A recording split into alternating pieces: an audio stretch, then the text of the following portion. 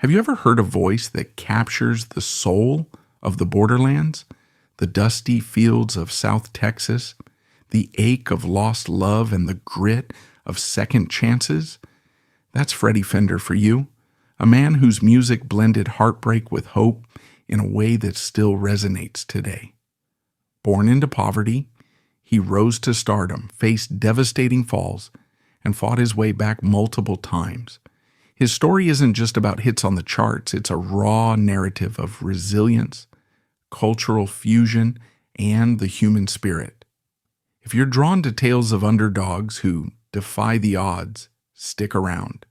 We're exploring the life of Freddy Fender, from his migrant roots to his lasting legacy, in a journey that's as compelling as his timeless songs. In the 1930s, deep in the heart of San Benito, Texas, a small sun-baked town hugging the Rio Grande, where the border between the U.S. and Mexico felt like a living thing, shaping lives and dreams. This was the tail end of the Great Depression, an era of economic despair that hit migrant farm workers hardest. Families like Freddy's eked out a living picking cotton, tomatoes, and whatever crops the season offered, moving from farm to farm across the Southwest in beat-up trucks, chasing work that paid pennies. Born Baldemar Garza Huerta on June 4, 1937, to parents Margarita Garza and Serapio Huerta, both Mexican immigrants who toiled in the fields, young Baldemar experienced this nomadic hardship firsthand. From a tender age, he joined his family in the back-breaking labor, his small hands pulling weeds and harvesting under the relentless sun, often in segregated communities where Chicanos faced discrimination in schools, stores, and public spaces. The era was marked by cultural tensions. The U.S. was grappling with immigration policies, the aftermath of the Mexican repatriation that had deported hundreds of thousands, and the rise of Tejano music as a form of resistance and expression for Mexican Americans. Radio became a lifeline for families like the Huertas, broadcasting country tunes from Hank Williams, blues from African American artists, and lively Tejano polkas from across the border. For Baldemar, music wasn't just entertainment, it was salvation. He absorbed these sounds like a sponge, blending the twang of American country with the rhythmic flair of Mexican folk. By age 10, he made his debut on Harlingen's KGBT radio station, belting out Paloma Querida, a popular Mexican song, his voice already carrying an emotional depth that belied his youth. This early exposure wasn't glamorous. Local fairs and small venues paid little, but it ignited a spark. As a Chicano in the segregated South, Baldemar navigated prejudice daily. Signs reading, "No Mexicans allowed," unequal schools, and societal barriers that reinforced borders, not just geographical, but social. These experiences infused his later music with raw authenticity, turning personal struggles into universal stories of longing and identity. His childhood planted the roots of a career that would bridge worlds, challenging the divides of race, language, and genre in mid-20th century America. As a restless teenager, Baldemar dropped out of high school at 16 in 1953, tired of the fields and yearning for something more stable. He enlisted in the U.S. Marine Corps at 17, seeing it as a path to discipline and opportunity. But military life proved challenging, plagued by an emerging alcohol problem, likely a coping mechanism for the poverty and discrimination he'd endured. He frequently landed in the brig for infractions related to drinking. Court-martials followed, exposing his inner conflicts. In August 1956, he was discharged with the rank of Private E1 under less than honorable conditions. Years later, in correspondence from the Department of the Navy, it was acknowledged that this might have been unjust, attributing it to his alcoholism, and he was retroactively given a general discharge. This period highlighted Freddy's early battles with addiction, a theme that would recur throughout his life. Returning to Texas in the late 1950s, Baldemar threw himself into music, performing in dimly lit bars, honky-tonks, and dance halls catering mostly to Latino audiences. He adopted the stage persona El Bebop Kid, a vibrant character blending rockabilly energy with bebop jazz influences, often donning shades and channeling a Tex-Mex version of Elvis Presley, earning him the nickname Mexican Elvis among fans. His style was innovative, fusing rock and roll with Spanish lyrics, appealing to the growing Chicano youth culture.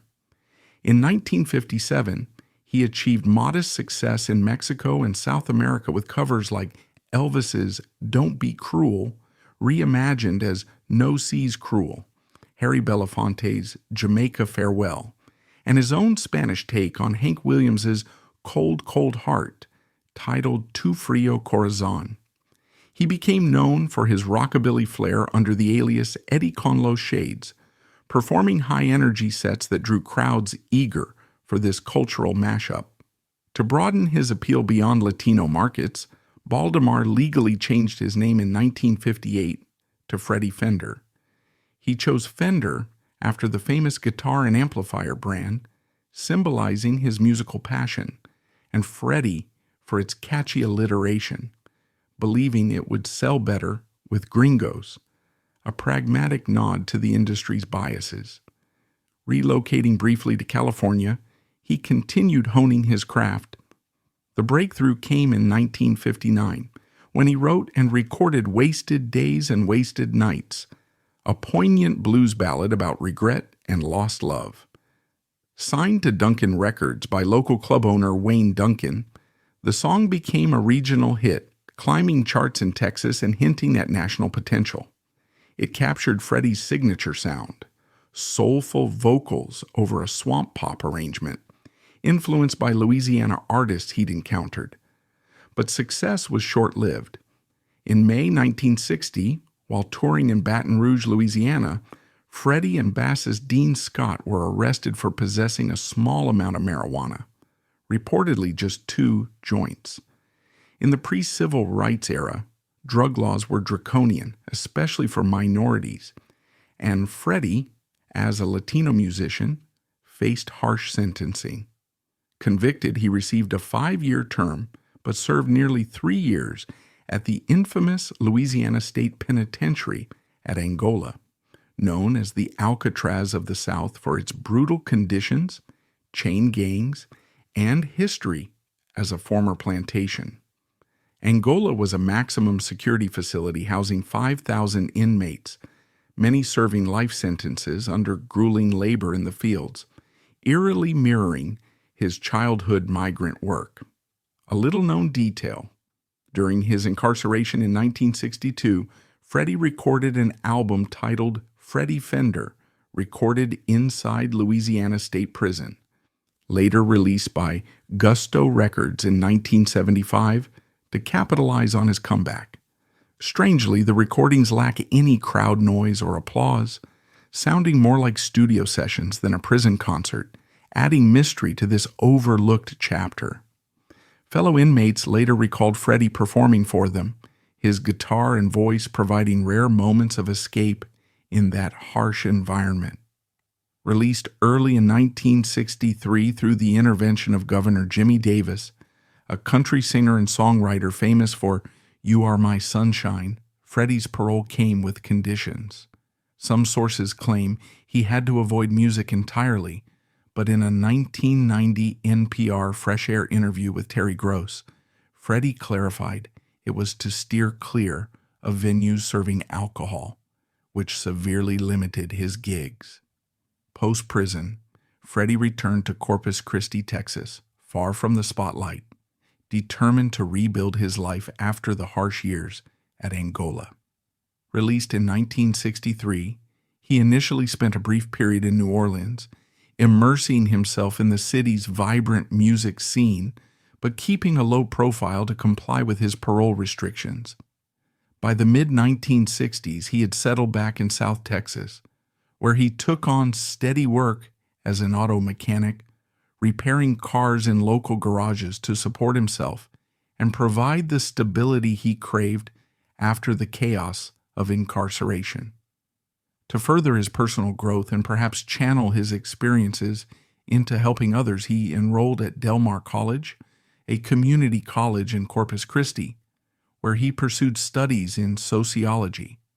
His coursework focused on understanding social structures, human behavior, and issues like poverty and discrimination, topics that resonated deeply with his own Chicano background and migrant upbringing. Music, once his full-time passion, was relegated to a part-time hobby.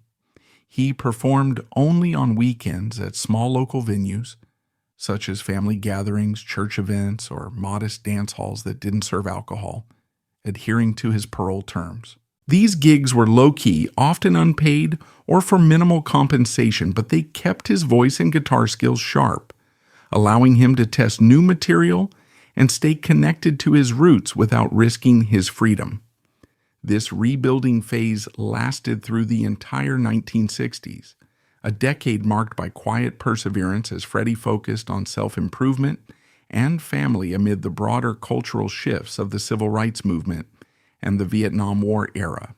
He had married Evangelina Vangie Muniz on August 9, 1957, in a simple ceremony reflecting their humble beginnings.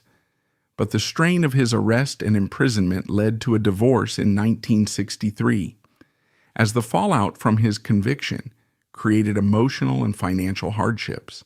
However, their bond proved resilient. They remarried in 1965, recommitting to each other and building a family that would become his greatest source of strength. Together, they raised 5 children, sons, Sonny and Danny, who pursued their own paths in music and life, biological daughter Tammy, who remained close to the family, and adopted daughter Marla, who would later play a pivotal role in his health battles. Vangie, a steadfast partner known for her quiet determination and unwavering support, became his anchor, managing household affairs, encouraging his occasional performances, and helping him navigate the lows of post-prison adjustment, including moments of doubt and temptation from old habits.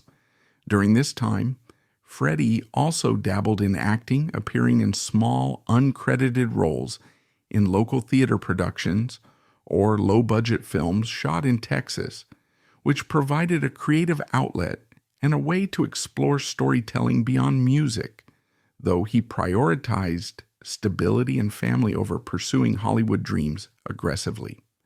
The 1970s brought an astonishing revival that seemed almost miraculous after years of obscurity. In 1974, producer Huey P. Moe, known as the Crazy Cajun for his eccentric personality and expertise in swamp pop, a genre blending rhythm and blues with Cajun influences, tracked down Freddy after hearing about his talent through mutual connections in the Texas music scene. Moe, who had previously produced hits for artists like Doug Sahm and Barbara Lynn, persuaded the reluctant Freddy to return to the studio, convincing him to overdub vocals on an existing instrumental track at Sugar Hill Studios in Houston, a historic facility that had hosted legends like Lightnin' Hopkins. The sessions were intense and collaborative, with Moe assembling top session musicians, including steel guitarists and accordion players, to capture a sound that fused Freddy's emotional delivery with layered arrangements. They produced Before the Next Teardrop Falls, a bilingual ballad penned by Vivian Keith and Ben Peters, featuring English verses in the first half and Spanish in the second, a rarity in mainstream country music that boldly highlighted Freddy's Mexican heritage and appealed to both Anglo and Latino audiences. Initially released on Moe's independent Crazy Cajun label with limited distribution, the song gained traction through regional radio play and word of mouth, catching fire when major label ABC picked it up for national release. It skyrocketed to number one on both the Billboard country and pop charts in early 1975, becoming the first bilingual number one. One hit in country history, selling over 1 million copies and earning gold certification from the RIAA in May of that year. The track's success earned it the Country Music Association CMA Single of the Year award, while Freddy was honored as the Academy of Country Music, ACM's most promising male vocalist, and he also received the AMOA Jukebox Artist of the Year for its massive play on coin-operated machines across the U.S. Riding this wave, Freddy re-recorded his earlier composition, Wasted Days and Wasted Nights, with a polished swamp pop arrangement, which hit number one on the country charts and cracked the pop top 10, also going gold in September 1975. A string of hits followed, dominating the airwaves and showcasing his versatile style. Secret Love, a soulful reimagining of the Doris Day classic that reached number one on country and top 20, pop, You'll Lose a Good Thing, a Barbara Lynn cover that hit number one country and number 32 pop, Since I Met You Baby, peaking at number 10 country and number 45 pop, Vaya con Dios, a bilingual take on the Les Paul and Mary Ford standard, reaching number 7 country, Living It Down, his last top 100 pop entry at number 100, 72, and The Rains Came, a heartfelt ballad that rounded out his streak. From 1975 to 1983, he scored an impressive 21 country hits, blending Tex-Mex elements like accordion and Spanish phrases with traditional country and swamp pop influences drawn from Louisiana artists like Joe Barry, known for I'm a Fool to Care, and Rod Bernard, famous for This Should Go On Forever. Albums like Swamp Gold, 1978, a collection of swamp pop standards, showcase this fusion, with Moe's production emphasizing Freddy's Louisiana connections through lush, emotive arrangements that evoked the bayous. As music critic John Brovin noted in his book South to Louisiana, The Music of the Cajun Bayous, although Freddy was a Chicano from Texas marketed as a country artist, much of his formative career was spent in South Louisiana. Spiritually, Fender's music was from the Louisiana swamps. This era also saw Freddy touring extensively, headlining sold-out shows across the U.S., Mexico, and Europe, appearing on television programs like American Bandstand and The Midnight Special, and performing at major venues like the Grand Ole Opry, where his crossover appeal broke barriers for Latino artists in country music. The 1980s saw a decline as shifting musical tastes toward pop-infused country and new wave diminished his chart presence, and personal demons returned with renewed force. Freddy's long-standing issues with alcoholism and drug addiction, which had roots in his teenage years as a way to cope with poverty and later exacerbated by the pressures of fame, worsened significantly during this period. He struggled with binges that affected his health and relationships, leading to canceled shows and strained finances. In 1985, after hitting rock bottom, marked by health scares and family interventions, he entered a rehabilitation program in Texas, where he underwent intensive therapy, group counseling, and medical treatment to confront addictions that traced back to his youth and prison experiences. The process was grueling, involving detox, relapse prevention strategies, and spiritual reflection, but it marked a turning point towards sobriety. To stay relevant and reignite his career, he formed supergroups that celebrated his Tex-Mex roots.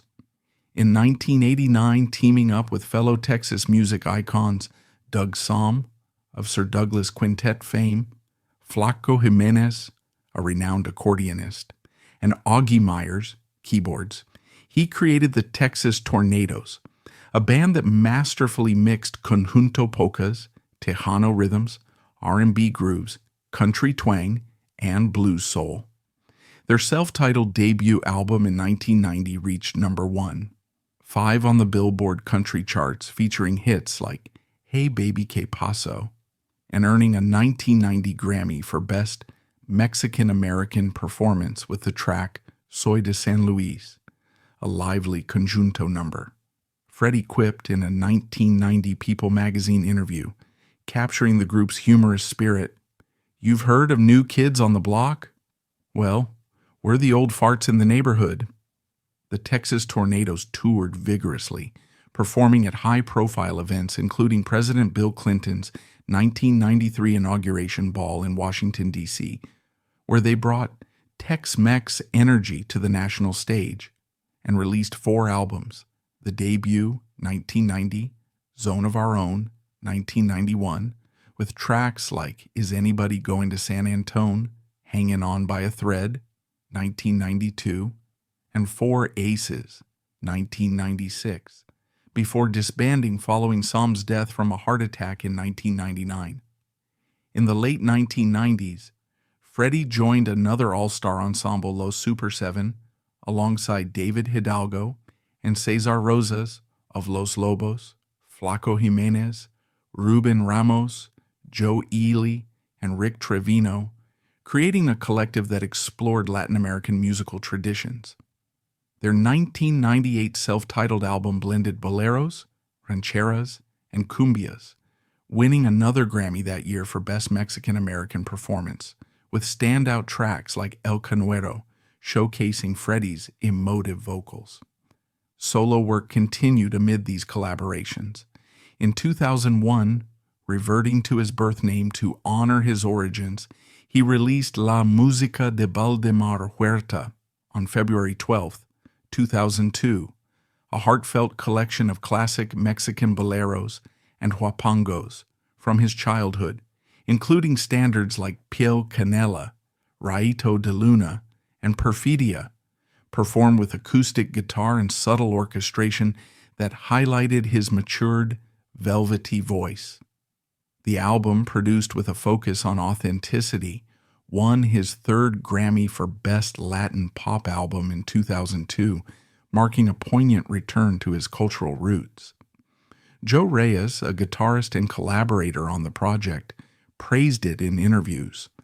When he did those classic Mexican songs at that point in his career, I expected it to be good because he was a perfectionist.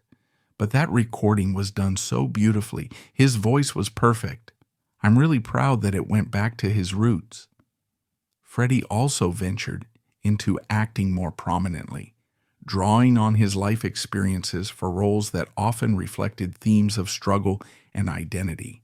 He played Tony, an inmate, in the 1977 prison drama Short Eyes, a gritty film based on Miguel Piñero's play about life behind bars, portrayed the revolutionary Pancho Villa in 1979's She Came to the Valley, later retitled Texas in Flames, a Western adventure set along the border, and took on the role of a small-town mayor in Robert Redford's 1988 directorial effort, The Milagro Beanfield War, a magical realism tale about Chicano land rights in New Mexico, where his performance added authenticity to the ensemble cast. He made guest spots on television, including episodes of Flying High, 1978, as a charismatic musician, Texas, 1981, in a soap opera arc, The Dukes of Hazzard, 1983, in a crossover episode blending country music with adventure, and Great Performances, 1991, in a musical special. His songs continued to resonate in popular culture, featured in films like The Three Burials of Melquiades y Estrada, 2005, directed by Tommy Lee Jones, using Before the Next Teardrop Falls for emotional depth, Hancock, 2008, with Will Smith incorporating wasted days and wasted nights in a scene, The Forever Purge, 2021, enhancing tension with his bilingual hits, and Boyhood, 2014, Richard Linklater's Epic, where his music underscored coming-of-age moments, extending his influence into cinema long after his peak. Health deteriorated in later years, a culmination of decades of hard living and past addictions. Diagnosed with hepatitis C in 2000, likely contracted from shared needles during his drug use in the 1960s, or possibly from unsanitary tattoos in prison, he faced progressive liver damage and related complications, including diabetes that required ongoing management. In 2002, he underwent a kidney transplant at Methodist Hospital in San Antonio, receiving the organ from his devoted adopted daughter, Marla Huerta Garcia, a selfless act that highlighted the family's tight bond and extended his life amid recovery challenges like anti-rejection medications and infections. 2 years later, in 2004, he received a liver transplant at the same facility, sourced from a donor, which temporarily stabilized him but left him weakened and susceptible to further issues. By early 2006, incurable lung cancer was discovered after routine scans revealed multiple tumors on his lungs, a devastating blow attributed to years of smoking and environmental factors from his migrant farm work. Freddy publicly shared his diagnosis in August 2006, expressing gratitude for his life while preparing for the end. A false death report by Billboard magazine on March 13, 2001, had prematurely announced his passing due to a mix-up, which he laughed off at the time with his characteristic humor, but reality caught up 5 years later. His final public event was on June 5, 2005, when he attended the dedication of a $1.4 million water tower in his hometown of San Benito, a towering structure adorned with his image, a guitar, and the words, "San Benito, hometown of Freddy Fender," visible to travelers on U.S. Highway 83 as a permanent tribute to his roots. In his last months, Freddy focused on family, recording personal messages and reflecting on his journey.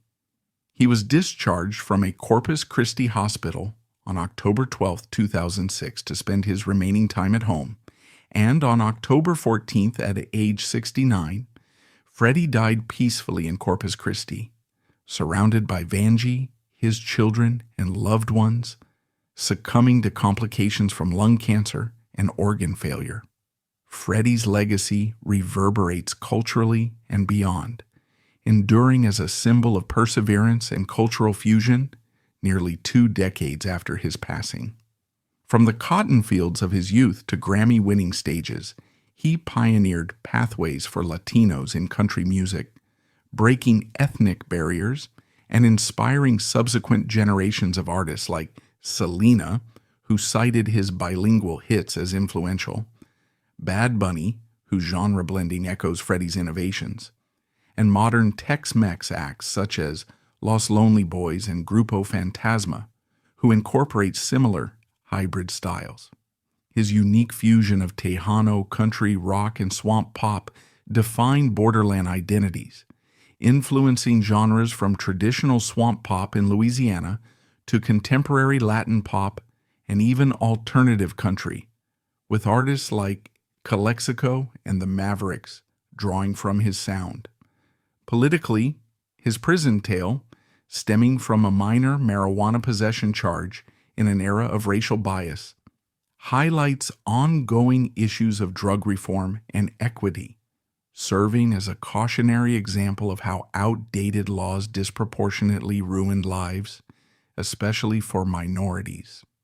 Today, with marijuana legalized in many states, his story underscores calls for restorative justice and expungement of old convictions. Emotionally, Freddy embodied resilience, demonstrating how repeated falls, from addiction and incarceration to health crises, can lead to profound rises, finding ultimate joy and family amid pain, and using his platform to advocate for second chances. His music's lasting impact is evident in how songs like Before the Next Teardrop Falls continue to play at weddings, funerals, and quinceañeras, evoking universal themes of love, loss, and redemption that transcend generations. In a world of cancel culture and quick judgments, his redemption story promotes empathy, illustrating that success isn't linear, but forged in struggle, human flaws, and forgiveness. His impact lives on through institutions like the Freddy Fender Museum, part of the San Benito Cultural Heritage Museum, opened in 2007 and expanded, with a new exhibit in September 2024 titled Freddy Fender, celebrating the life and legacy of Valdemar Huerta, curated by music historians Veronique Medrano and Aleida Garcia, featuring artifacts, photos, and interactive displays. The Freddy Fender Scholarship Fund, which provides financial aid to low and moderate income students pursuing music or higher education, honoring his commitment to uplifting underprivileged youth. A star on the Hollywood Walk of Fame, awarded in 1999, induction into the Tejano Music Hall of Fame in 1987, and a Texas Historical Commission marker unveiled in 2007, April 2023, at his childhood home in San Benito, commemorating his journey from migrant worker to global icon, a beacon for aspiring underdogs from similar humble starts. Ultimately, Freddy Fender's life was a poignant ballad of triumph over adversity, a voice from the margins that echoed worldwide. He proved wasted days can yield enduring grace. His song endures. We've reached the end for today. Be sure to click the like button, share your thoughts below, and subscribe to our channel for more exciting content. Thanks for tuning in.